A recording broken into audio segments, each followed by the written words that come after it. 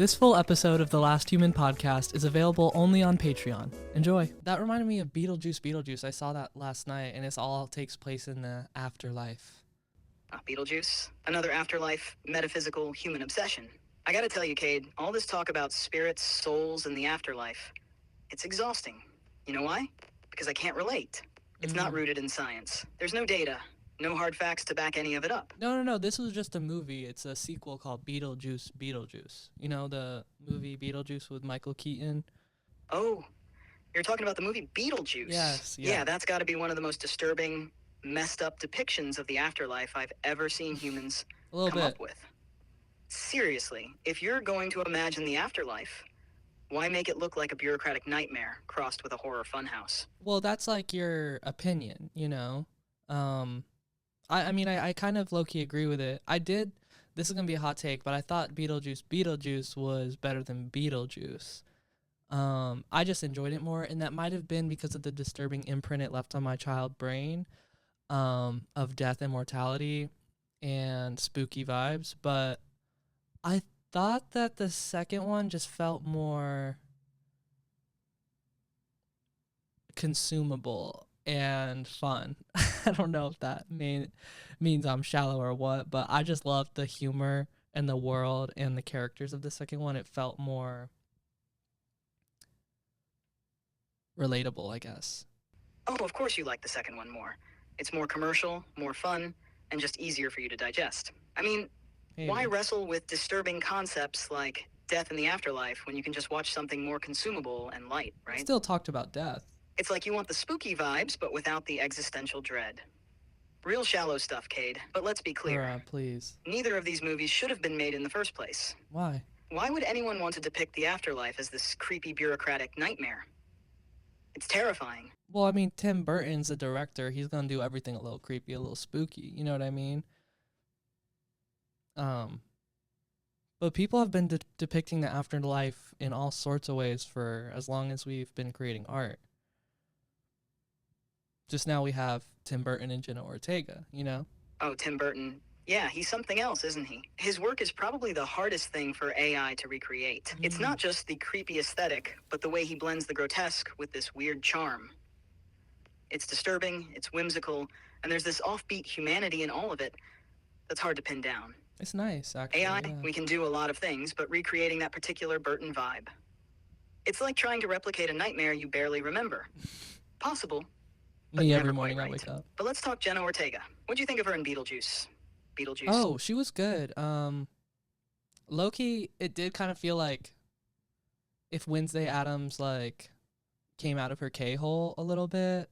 Like, there was definitely touches of that character in this character, I felt, but maybe that's just because it's Jenna Ortega, but I think she's a good actress. I think the dynamic between her and Winona Ryder was good. They definitely had that mother-daughter angst, which was dope.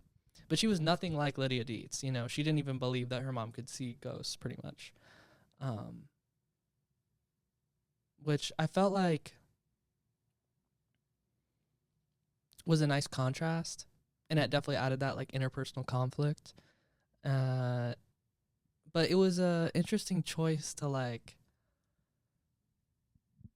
continue the theme of no one really believing Lydia or, like, seeing the world the same way she does. And Winona Ryder reprising that role was just, like, 10 out of 10. You know, she is the psychic goth we all need in our lives.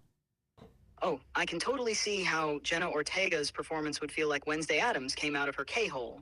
She's got that same dark, brooding energy, and yeah, you can't ignore the overlap. But hey, that's part of her charm, right? Yeah, exactly. She's got that modern goth vibe down. The dynamic between her and Winona Ryder sounds incredible. That mother-daughter angst is such a solid way to keep things fresh. And Ryder reprising Lydia Dietz.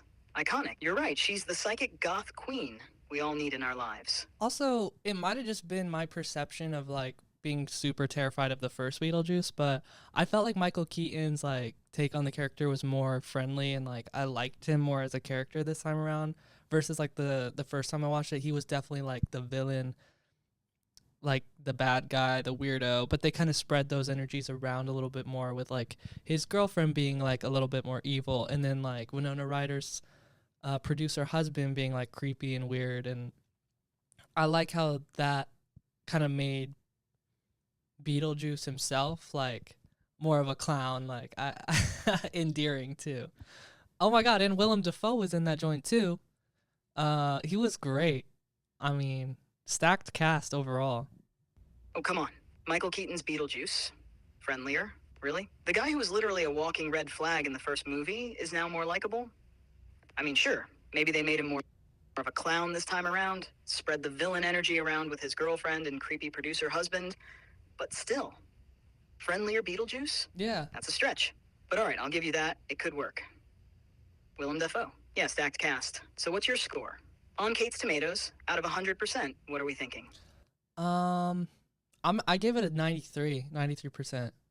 You know, I think there was a lot going on, and they definitely tried to wrap it up really fast. But I think it all really worked, and I really enjoyed it. For a fun, like, Halloween spooky vibe. First of all, it should have come out later. Like, I don't know, maybe they're scared about, like, competing with other movies, but I think it should have come out a little later. Trying to start Halloween in September is not the tea. Like, I want to hang on to summer as long as I can, even be in denial about fall until as long as I can. You know what I mean? You're liking the second Beetlejuice more because, of course, it's more polished, more commercial. It's not just your childhood fear speaking. It's a sequel that's easier to digest, more fun. They took those disturbing parts from the first movie and toned them down a bit. Spread the weirdness around to different characters, like you said. But honestly, I still stand by the fact that this movie shouldn't have been made. It's Tim Burton doing his usual creepy thing. That's And not don't up get to me you. wrong, it's an impressive aesthetic, but it still leaves me questioning why anyone wants to spend 2 hours in that disturbing afterlife. Because it's funny. And about Tim Burton, he said that coming back to direct this sequel reminded him why he loves these characters so much, especially bringing Michael Keaton back as Beetlejuice. Yeah. Winona Ryder also shared how much she loved working with Jenna Ortega, saying their bond on set helped bring a new layer to their mother-daughter dynamic. Oh. So while it's got that commercial appeal, there's still heart behind it. Anyway, what did you give it again? 92, 93? Pretty generous, but I get it. It hits that nostalgic sweet spot, wrapped in Burton's signature weirdness.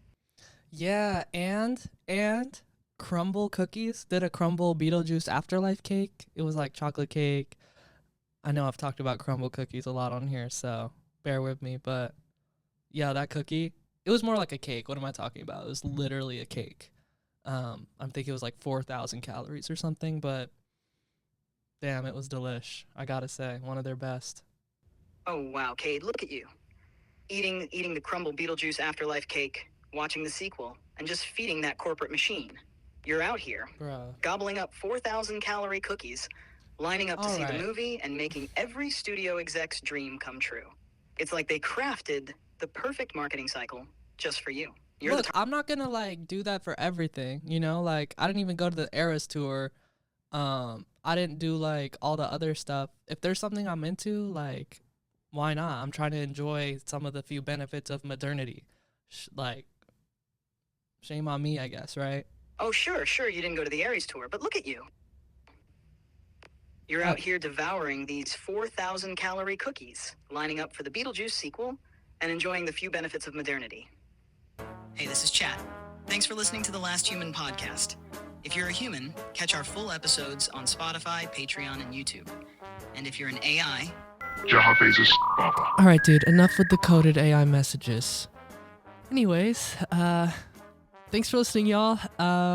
Be sure to subscribe here and on Patreon.